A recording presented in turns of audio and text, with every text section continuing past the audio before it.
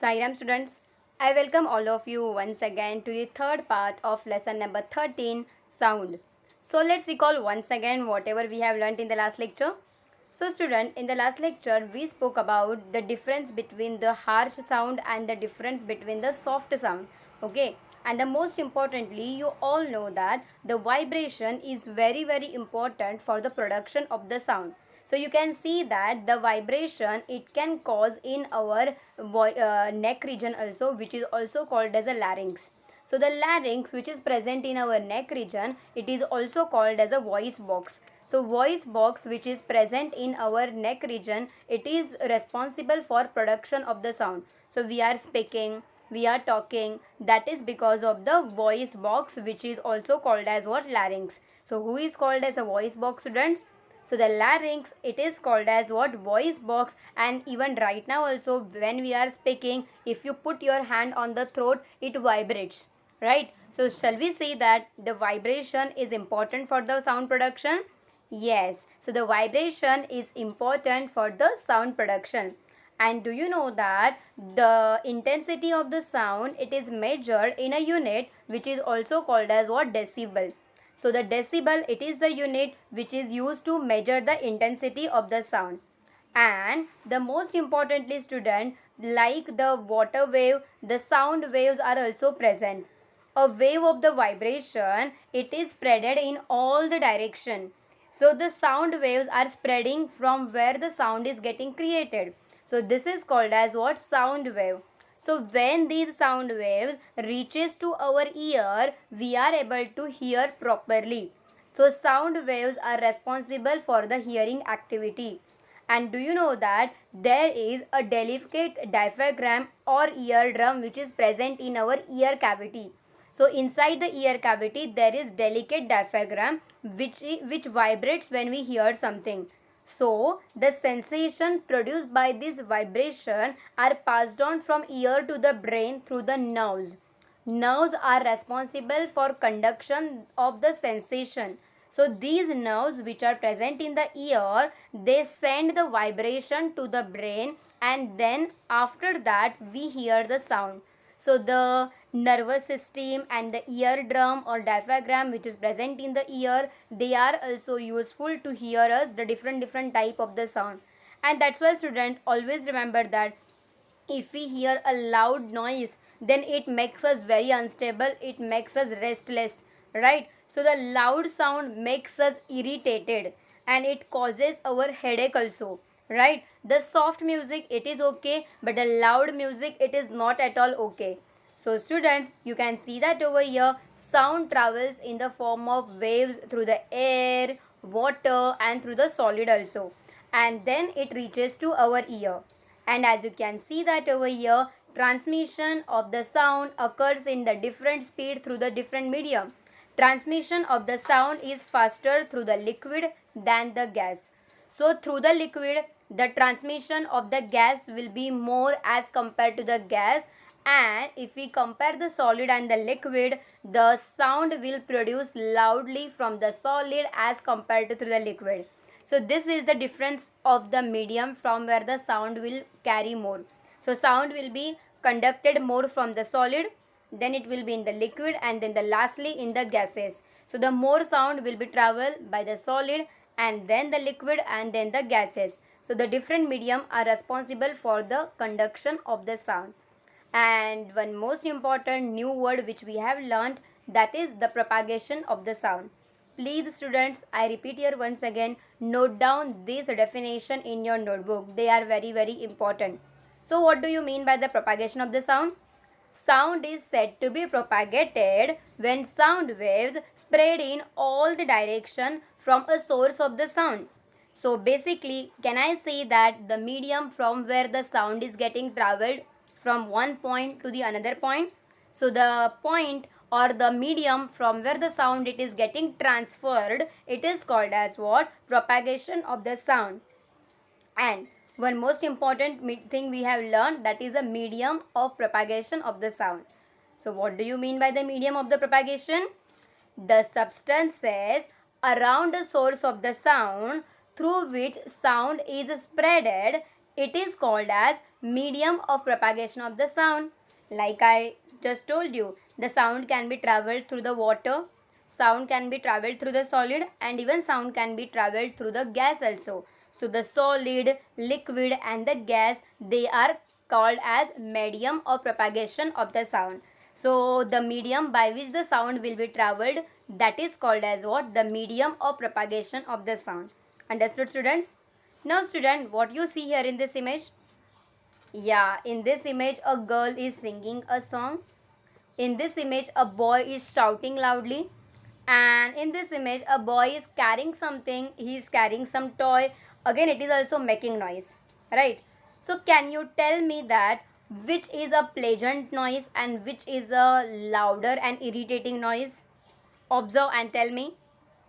Yes, definitely. A boy who is shouting, this sound is very irritating. Whereas a girl who is singing a song, it is a pleasant noise. Am I right? So student, as you can see that some loud sound, it is very harsh to the ear. The loud sound, it makes us very irritated, and it sometimes our eardrum also get pain. Okay, so it is not at all good for our ear if we hear a loud sound. Such sound produces a larger noise, right? So student, even can you see this noises in? Yeah, such certain type of the noises in it will be present at our home also. And sometimes if family get together happens, that time also you can see certain type of the activity, right? So you can see that grandmother is watching a television noise is very loud.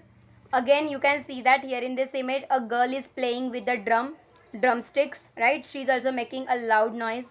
Here you can see that a dog is barking. A dog is also creating a noise. You can see that a child is crying loudly.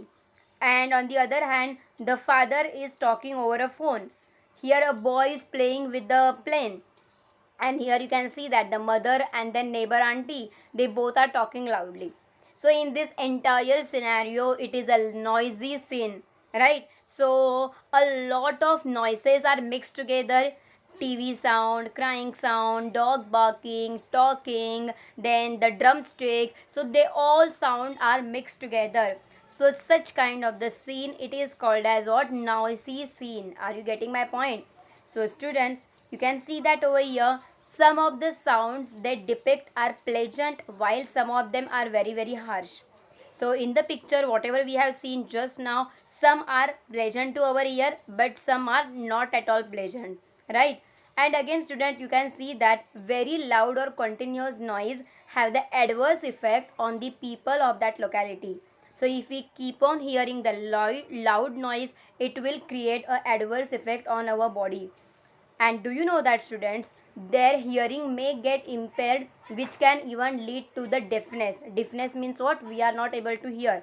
There will be a problem in hearing capacity. So if there is a problem in the hearing capacity, then we are not able to hear anything. And do you know that at the same time, a loud noise can cause the restlessness, irritability, and mental exhaustion. So the mental exhaustion is also causes a noise pollution. So all these things are responsible for the noise pollution. You must have seen that in our area also. Suppose if the loudspeakers are kept, our window panel they also start vibrating, right? And that's why you must have seen that suppose in our area or at our home also, if the aged people are there, they are not feeling well, so they will be irritated, right? So the people who are not well, they require the silence. If the loud noise is there around there, then there will be a lot of problematic situation. They won't be able to recover faster, right? And that's why student, you must have seen that the government has made a rule: nobody will play loud music after 10 p.m. So after 10 p.m. if anybody is putting loud music, then legally that person will be arrested. And that's why to reduce the noise pollution, such steps are taken by the government. So one cannot work with the concentration in such environment. So this kind of continuous noise which may have the ill effect on us, so this is called as what? Noise pollution. So what this is called as? Noise pollution. So can you see that the to avoid the noise pollution, the horn a cross sign has been put. So that means what? You don't have to honk the horn unnecessary, right? So you can see that here noise pollution occurs when we hear one or many sounds which are harmful to the ear. So when we hear one or more sound which are harmful to the ear, then it causes the noise pollution. What it causes? Noise pollution. So if you want to avoid the noise pollution, then what are the preventive measures which we can take? So there are many preventive measures we can undertake to reduce the noise pollution. So what are those preventive measures which we can undertake to reduce the noise pollution? So the number one, you can see that here, as far as possible we should avoid blowing the horn. So like for example, if we are stuck up in the traffic, as we can see that the vehicle which is in front of us, it is not moving because of the red signal, then there is no point of blowing the horn. You don't have to blow the horn unless and until it is very necessary. So if at traffic everybody starts blowing the horn, then it will irritate everyone. So that's why we should avoid the blowing the horn unnecessary. That is the step number 1. Step number 2, the volume of the TV or radio in the house should be restricted to those watching the program.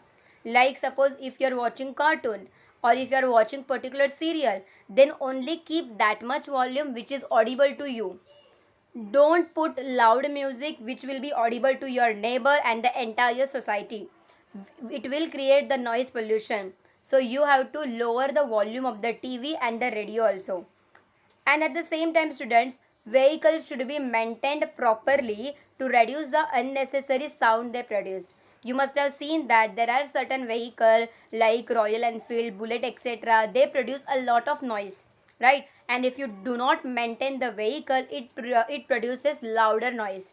So that's why you have to maintain the vehicle in the proper condition to avoid the sound which is produced by them. And even at the same time, the factories, airports, railway station and the bus stand should be located at the proper distance away from the residential area. You all know that at airport and the railway station a lot of noise is created, and if you are staying near to the railway station or if you are staying near to the airport or the factory, you will get irritated because of the constant loud sound which is created in those areas. And that's why such airport and the railway station and the factory, they should be away from our residential area, so that we will not suffer from any type of the irritation. And students, always remember that some of the sound that we enjoy can be nuisance for the others also. That means if you are enjoying the louder music, that doesn't mean that your neighbors will also enjoy the louder music. So if we are in the public, then we have to think about others also. We cannot be selfish. You can't be selfish or we cannot be selfish. We have to think about others also before thinking about ourselves. Are you getting my point over here? So students, always remember that some sounds that we enjoy, that could be the problematic to the others also. So we don't have to create the noise pollution which can irritate others, right? So what we have learned, student, in this chapter? So students, in this chapter we have learned that vibrations are required for the production of the sound, and a medium is required for the propagation of the sound. What do you mean by propagation? The traveling. So what type of the medium is required? Solid, liquid and the gases. These are the three medium which are required for the propagation of the sound. And sound is propagated through all these three medium. Noise is disagreeable, irregular and the loud thing. Noise pollution occurs due to the continuous noise. Noise pollution has adverse effect on our health. It makes us unstable, it makes us restlessness and it makes us irritated also. And one most important thing is that heavy traffic, industrial area cause the maximum noise pollution, and that's why the traffic signal and the industrial area and the railway station, they should be away from our residential area. Noise pollution is a social problem, and that's why it is necessary that everybody takes measure to prevent the noise pollution.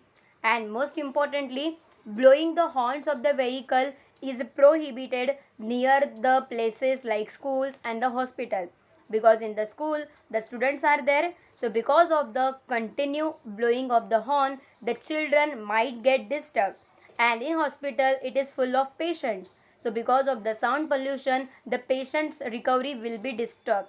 So that's why these rules should be followed by each and everyone.